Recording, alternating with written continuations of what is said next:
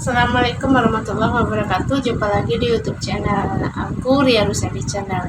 Setelah lama tidak lagi membuat video di YouTube, kali ini aku akan mencoba mengulang lagi membuat video-video untuk aku upload ke YouTube. Terima kasih yang udah nonton. Dan di pembahasan kali ini adalah aku mau bahas tentang anakku yang pernah terkena TB anak. Jadi anakku itu pernah terkena TB anak dan minum obat selama 6 bulan. Baru kemarin ini, belum nyampe seminggu, anakku berhenti untuk minum obat.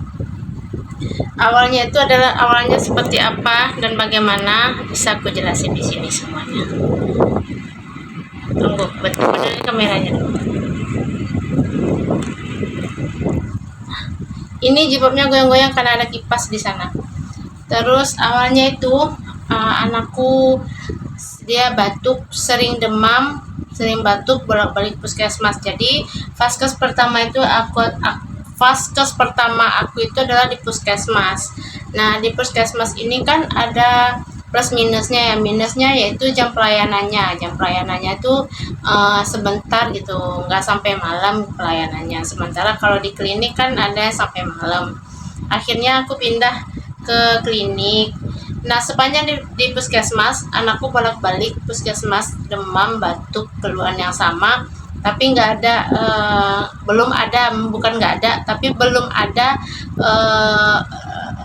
inisiatif untuk merujuk ke rumah sakit. Mungkin masih diobservasi sama orang puskesmas gitu kan ya. Nah, terus akhirnya karena keterbatasan itu, karena puskesmas nggak pelayanan untuk berobatnya nggak sampai malam, akhirnya aku pindah ke klinik. Di klinik ini sekitar 3 kali bolak-balik Aska itu demam dan batuk dengan keluhan yang sama, bolak-balik kalau nggak salah sampai 3 kali. Itu akhirnya dokter di klinik memutuskan untuk merujuk Aska ke rumah sakit, di rumah sakit terdekat yang nggak terlalu jauh dari sini. Karena gejala-gejala yang dilihat sama dokter sudah mencurigai ya. Dokter curiga diagnosanya itu adalah TB anak. Tapi belum bisa dibuktikan karena harus dilakukan beberapa tes. Yang pertama adalah Aska di tes mantuk, yaitu disuntikkan ke tangannya itu. Yang kedua Aska di tes darah, dan yang ketiga Aska di ronsen. Itu setelah di rumah sakit ya teman-teman. Setelah dapat penanganan dari rumah sakit. Di tes mantuk itu butuh waktu 3 hari untuk melihat hasilnya. Jadi kalau Senin disuntik, yaitu hari Kamis baru balik lagi ke sana untuk melihat apakah tangannya bekas suntikan itu ada bengkaknya. Terus nanti diukur oleh bidan-bidan di sana. Kalau emang positif, dia tuh bengkak, tapi kalau dia nggak ada bengkak benjolan di dalam kulit, itu berarti dia negatif. Tapi pas di Aska tes mantuknya positif. Nah, dalam menunggu 3 hari hasil tes mantuk itu, Aska dites darah rujukan dari dokter karena sebelumnya Aska dirawat karena penyakit tipus. Setelah itu Aska diputuskan untuk di tes darah. Hasilnya itu langsung keluar di hari yang sama, cuma jeda 1 jam. Di hasil tes darah itu ternyata Aska tipusnya sudah negatif, jadi tidak dipastikan bukan karena tipus, gejala batuk dan demamnya ini. Terus di hari yang sama dengan tes darah, Aska juga di ronsen, tapi hasilnya keluar 3 hari masa kerja. Nah, sambil menunggu itu aku jelaskan apa sih gejala-gejala yang Aska rasakan yang nampak oleh aku ketika awal-awal Aska dibilangnya tuh sakit TB. Yang pertama Aska batuk, yang kedua Aska demam. Nah, demamnya ini tuh pagi bisa demam, siang bisa enggak, nanti sore demam lagi, malam enggak. Kok kayak itu enggak yang selalu panas gitu badannya, enggak. Jadi kayak kita pun jadi ragu jadinya, ini anak demam nggak sih, apa karena tangan kita yang salah atau karena apa kayak gitu. Akhirnya di situ yang itulah gejalanya gitu. Gejalanya di Aska selain batuk, terus ini juga bibirnya sudah mengering, bahkan kalau Aska tuh sampai berdarah, karena kalau anak-anak kan kering tuh nggak nyaman tuh sama Aska dikopek. Akhirnya berdarah. Nah, terus sudah mulai pecah-pecah dan mulai berdarah dengan sendirinya, kayak ada merah-merahnya begitu di bibirnya. Terus Aska ini kan dia anaknya putih, tapi ketika itu dia tuh pucet.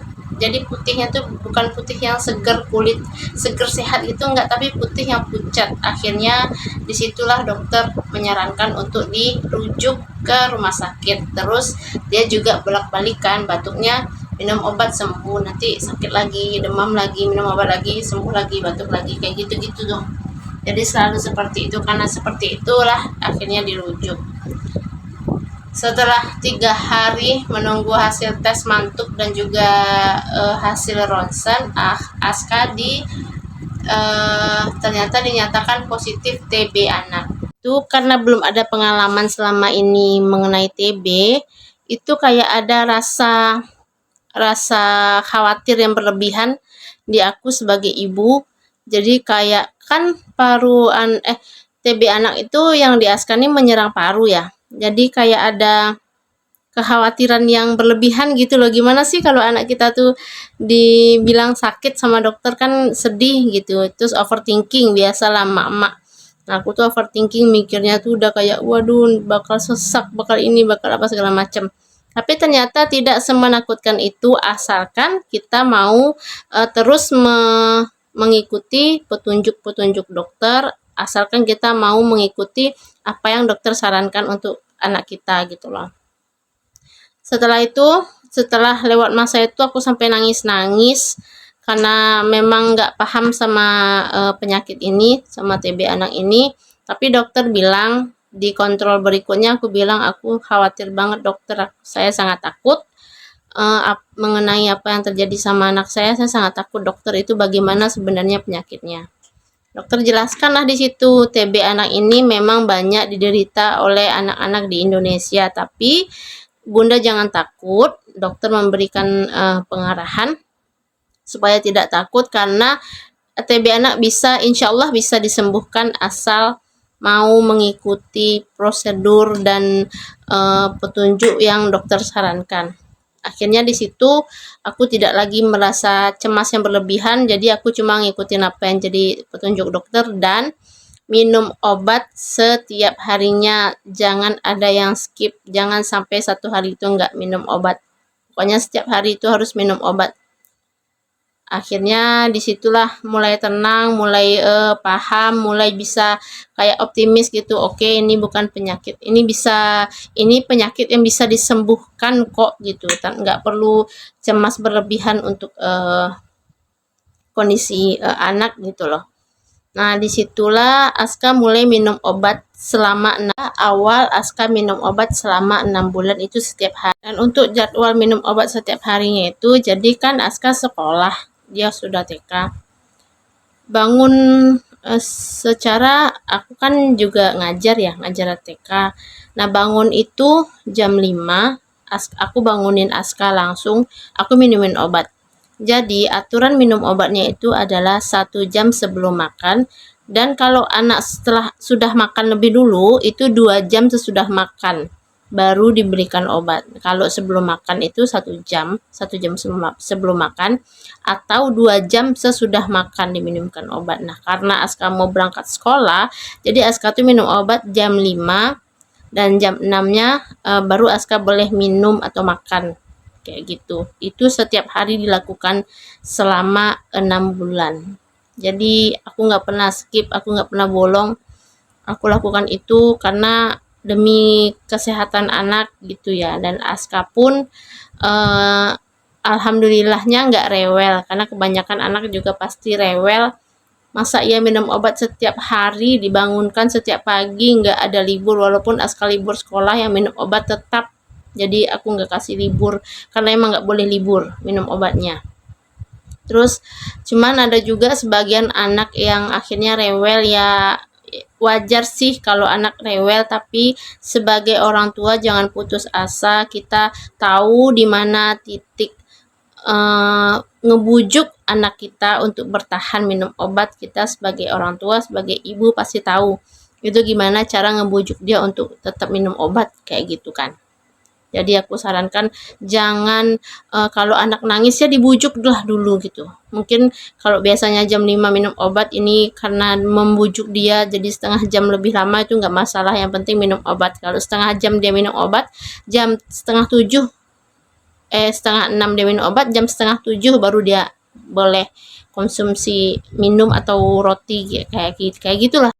Sekian dulu video dari aku. Sebenarnya masih banyak yang ingin aku sampaikan di kesempatan kali ini, tapi mungkin aku akan bikin part 2-nya tentang bagaimana sih kondisi anak pada saat konsumsi obat TB tersebut, atau juga bagaimana sih akhirnya berhenti, dokter nyatakan sudah berhenti untuk minum obat. Nanti aku akan bahas di part yang keduanya, tapi di part yang pertama ini cukup sekian dulu. Terima kasih untuk yang sudah nonton, dan kita sama-sama berbagi ilmu dan pengalaman. Silahkan tinggalkan jejak di kolom komentar, jangan lupa di subscribe dan juga di like, karena aku akan berbagi informasi-informasi kejadian-kejadian yang memang aku alami sendiri. Oke, sekian dulu, terima kasih. Assalamualaikum warahmatullahi wabarakatuh.